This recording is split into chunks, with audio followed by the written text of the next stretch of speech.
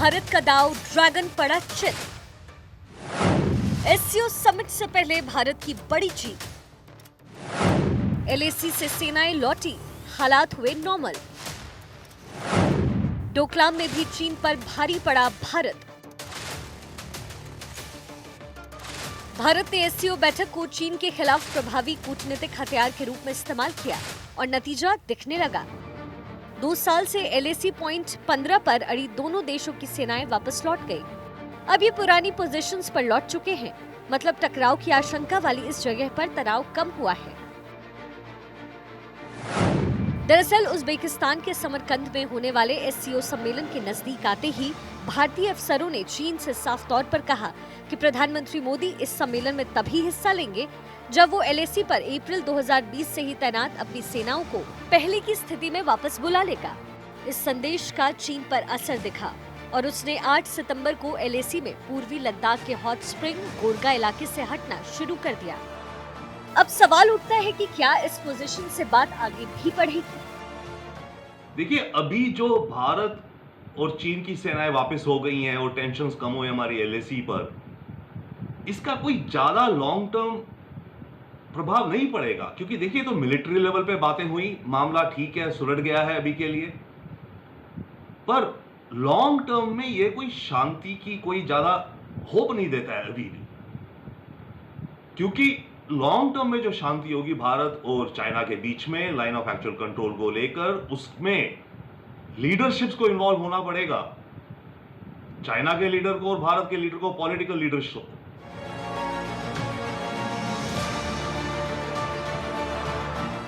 अब सवाल है कि आखिर चीन लद्दाख से अपनी सेना पीछे हटाने को तैयार क्यों हुआ? दरअसल इस साल जून में ब्रिक्स सम्मेलन के लिए पीएम मोदी चीन नहीं गए थे, जबकि कुछ दिनों बाद वो अमेरिकी नेतृत्व वाले क्वाड देशों की बैठक में हिस्सा लेने टोक्यो चले गए। ऐसे में चीन नहीं चाहता था कि एससीओ सम्मेलन में मोदी की गैर मौजूदगी से इस संगठन के आपसी मनमुटाव का संदेश दुनिया में जाए। इसके पीछे कारण और भी हैं। चीनी राष्ट्रपति शी जिनपिंग की नजर अक्टूबर महीने में चीन में चाइनीज कम्युनिस्ट पार्टी सीपीसी की बैठक पर है, जिसमें जिनपिंग को बतौर राष्ट्रपति तीसरा कार्यकाल मिलने वाला है। ऐसे में वो कोई नया बखेड़ा नहीं करना चाहते। दरअसल चीन ताइवान को लेकर अमेरिकी से और लद्दाख को लेकर भारत से दो मोर्चे पर फंसने से बचना चाहता है। कुछ दिन पहले जर्मनी ने भी कहा था कि भारत के अरुणाचल प्रदेश में चीन उकसावे वाली हरकतें कर रहा है। यही नहीं, इसी साल मार्च में दिल्ली पहुंचे चीनी विदेश मंत्री वांग यी से विदेश मंत्री एस जयशंकर ने साफ कर दिया था कि चीन को सीमा पर हालात नॉर्मल करने ही होंगे। इससे शी जिनपिंग समझ गए कि भारत पीछे हटने वाला नहीं है।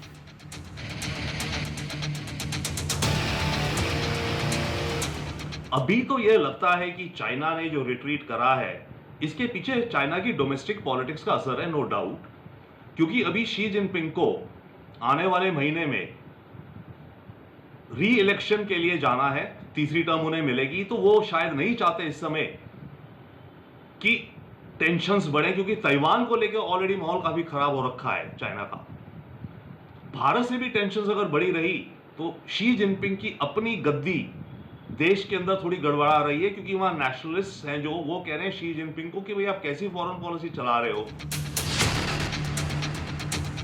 ऐसा पहली बार नहीं है जब भारत ने एससीओ बैठक के लिए चीन को अपनी बात मानने पर मजबूर किया हो। इससे पहले 2017 में भी भारत ने चीन के सामने ब्रिक्स सम्मेलन में पीएम मोदी के शामिल होने को लेकर शर्त रख दी थी। भारत ने चीन से कहा था कि प्रधानमंत्री मोदी ब्रिक्स समझौते के लिए चीन के शियामेन तभी जाएंगे जब डोकलाम में चीनी सेनाएं अपनी पहले की स्थिति में लौट जाएंगी। चीन ने भारत की बात मानी और अपनी सेना वापस बुला ली। चीन के इस फैसले के बाद मोदी ने ब्रिक्स समझौते के लिए शियामेन की फ्लाइट पकड़ ली। देखिए, ये जो एससीओ संगठन है, शंघाई कोऑपरेशन, ये चाइना ने शुरू करा है और चाइना इसको डोमिनेट करता है एक तरह से। तो चाइना ये चाहता है कि जब भी एससीओ की मीटिंग हो कोई, और मीटिंग के बाद एक जॉइंट कम्युनिके निकलता है, जो कि सारे जो लीडर है वहां पर वो एक जॉइंट स्टेटमेंट देते हैं, तो चाइना ये चाहता है कि एससीओ की मीटिंग के जो भी रेजोल्यूशन या जॉइंट स्टेटमेंट निकले, उसमें जो सारे मेंबर्स हैं उनका सपोर्ट रहे पूरा, और भारत भी एक अहम मेंबर है एससीओ का। तो चाइना इसलिए एससीओ में या एससीओ के वक्त भारत के साथ अपने रिश्तों को बैलेंस रखना चाहता है ताकि इस संगठन की गरिमा बनी रहे। एक्सपर्ट्स बताते हैं कि एससीओ को लेकर भारत की 3 प्रमुख पॉलिसीज हैं।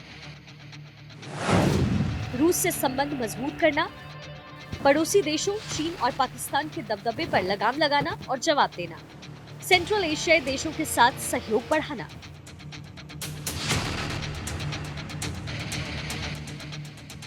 एलएसी और डोकलाम पर भारत की कूटनीतिक सफलता बताती है कि एससीओ को लेकर भारत की दूसरी रणनीति यानी चीन पर लगाम लगाना और उसे उसी की भाषा में जवाब देना सफल रही है।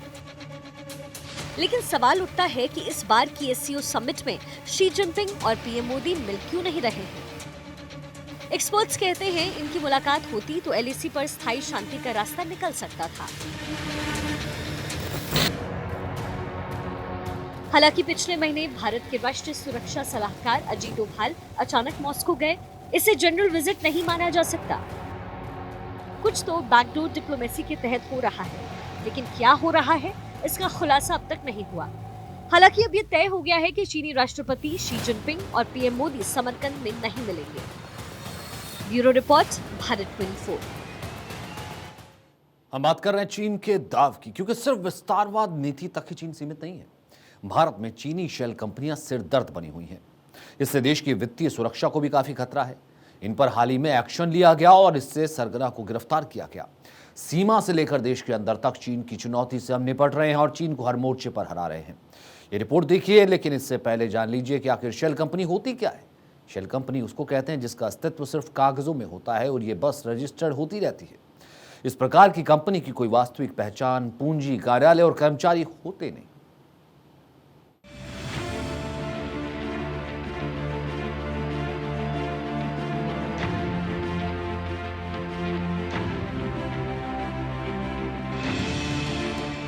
भारत ने चीन से जुड़ी शेल कंपनियों के खिलाफ तेजी से एक्शन लिया और इसके सरगना को गिरफ्त में ले लिया। मिनिस्ट्री ऑफ कॉर्पोरेट अफेयर्स ने गंभीर धोखाधड़ी जांच कार्यालय यानी एसएफआईओ को चीन से जुड़ी 33 शेल कंपनियों के खिलाफ धोखाधड़ी के मामले में जांच के आदेश दिए थे। इस जांच में एसएफआईओ ने पिछले हफ्ते 3 शेल कंपनियों पर छापेमारी के बाद एक शख्स को गिरफ्तार कर लिया है। गिरफ्तार व्यक्ति भारत में चाइनीज लिंक के साथ बड़ी संख्या में शेल कंपनियों को शामिल करने और उनके बोर्ड में नकली डायरेक्टर्स प्रोवाइड करने के रैकेट का मास्टरमाइंड है। चीन के संपर्कों वाली ये कंपनियां भारत में गंभीर वित्तीय अपराधों में शामिल हैं। देखिए, इन शेल कंपनी से भारत की नेशनल सिक्योरिटी को बहुत बड़ा खतरा है। इन्होंने जिस तरह से पैसे का ट्रांसफर का सिस्टम बना रखा है कि भारत से पैसे कैसे बाहर जाएंगे शेल कंपनीज के द्वारा, हांगकांग से होते हुए, सिंगापुर से होते हुए चाइना जाएंगे इत्यादि, उससे सबसे बड़ा खतरा तो यह है कि ये रास्ते और चैनल्स बन गए हैं। कल को इन चैनल्स के जरिए आतंक के लिए पैसा भारत में आ सकता है। कल को भारत की फाइनेंशियल आईटी सिस्टम्स की डिटेल्स जा सकती हैं चाइना के पास। इन चीनी शेल कंपनियों से देश की फाइनेंशियल सिक्योरिटी को कितना खतरा है? इस फ्रॉड या फिर स्कैम की मोटिस ऑपरेंडी ये है कि भारत के पैसे को किसी भी तरह से चीन के बैंक को या फिर वहां की फाइनेंशियल इंस्टीट्यूशंस की तरफ फ्लो कराया जाए। इसमें चीन के बैंकों को पैसा मिलता है और भारत में बैठे इनके गैंग्स को उनका कट या फिर कमीशन। पुलिस की माने तो चीन के अलावा हांगकांग, नेपाल और मॉरिशस जैसे जगहों में इन एप्स के आका बैठे हैं। पिछले इस साल ईडी ने लोन फ्रॉड की जांच के दौरान पाया था कि एप्स के जरिए 1400 करोड़ रुपए के ट्रांजैक्शन हुए हैं। इस बात पर कोई साफ जानकारी नहीं है कि इन एप्स के जरिए कितना पैसा सर्कुलेशन में है, लेकिन हैदराबाद पुलिस ने बताया था कि एक चीनी नागरिक 4 फर्जी कंपनियां चलाता था। इनसे 21,000 करोड़ की 1.4 करोड़ ट्रांजैक्शन की गई थी। ये एप्स चीन के इशारे पर कैसे काम करते थे, अब ये समझिए। गूगल प्ले स्टोर पर 50,000 से 1 लाख ऐप्स है। रेटिंग 3.5 से 4.8 के बीच की है। इनके कॉल सेंटर में 300 से 350 स्टाफ रहता है। वहीं धंधे के पिरामिड में सबसे ऊपर चीनी नागरिक होते हैं। सीए शेल कंपनियों को बनाकर रजिस्टर कराते हैं। भारतीयों को डायरेक्टर बनाया जाता है। अब आपको बताते हैं कि इसमें उगाही का खेल कैसे खेला जाता है। प्रोसेसिंग फीस के नाम पर मोटी रकम वसूली जाती है। रेट ऑफ इंटरेस्ट को बढ़ा दिया जाता है। रेट ऑफ इंटरेस्ट 36% से 70% सालाना तक होता है। 5 से 10 हजार लोन पर 1 लाख की वसूली। लोन चुकाने के बाद भी रकम की डिमांड होती है। विरोध पर फर्जी तस्वीर वायरल की धमकी दी जाती है। अश्लील तस्वीरों को कॉन्टैक्ट लिस्ट में शामिल लोगों को भेज देते हैं। ये मानसिक दबाव बढ़ाने के लिए किया जाता है। भारतीयों के जरिए चीनी दिमाग अपने स्कैम को अंजाम दे रहे हैं, जिससे पुलिस और ईडी भी छापेमारी के बाद कुछ नहीं कर पा रही। लेकिन अब सरकार बहुत से इंस्टेंट ऐप्स को बैन करने वाली है, जिसकी तादाद करीब 300 है। भारत की सबसे बड़ी बैंकिंग अथॉरिटी आरबीआई ने इन लोन्स को लेकर जो गाइडलाइंस जारी की हैं, उसके अनुसार लेंडिंग कंपनियां ग्राहक की मर्जी के बिना लोन नहीं बांट सकेंगी। लोन रीपेमेंट की अवधि नहीं बढ़ा पाएंगी। आरबीआई में पंजीकृत कंपनियां ही डिजिटल लोन दे सकेंगी। ग्राहकों से कोई हिडन चार्जेस नहीं ले पाएंगी। ग्राहकों की निजी जानकारी स्टोर नहीं कर सकती हैं, लेकिन रीपेमेंट के बाद ग्राहक की सभी जानकारी डिलीट करनी होगी। डिसबर्स और रीपेमेंट ग्राहक और कंपनी के बीच ही होगा, वहीं किसी थर्ड पार्टी के खाते का कोई रोल नहीं होगा। जब ये चैनल बनी गई है पैसे की आने जाने की भारत और चीन के बीच में, जिसको भारतीय सरकार नहीं ट्रैक कर पा रही थी, तो एक तरह से तो वो इलीगल चैनल बन गई है। अब इलीगल चैनल में आप कुछ भी करो, आप ड्रग्स की स्मगलिंग करवाओ, वो पैसा अंदर बाहर करो, आतंक के लिए पैसा अंदर बाहर करो, भारत की नेशनल सिक्योरिटी के लिए आप फंडिंग करो, नक्सलाइट्स जैसी अल्ट्रा लेफ्ट इंसर्जेंसीज को नॉर्थ ईस्ट में या हमारे बाकी ट्राइबल एरियाज में है जहां भी। तो जब ये चैनल बन गई है जो कि इलीगल चैनल्स हैं पैसे की आने जाने की, इसके चलते भारत को और नेशनल सिक्योरिटी को और हमारी फाइनेंशियल सिक्योरिटी को बहुत बड़ा खतरा है।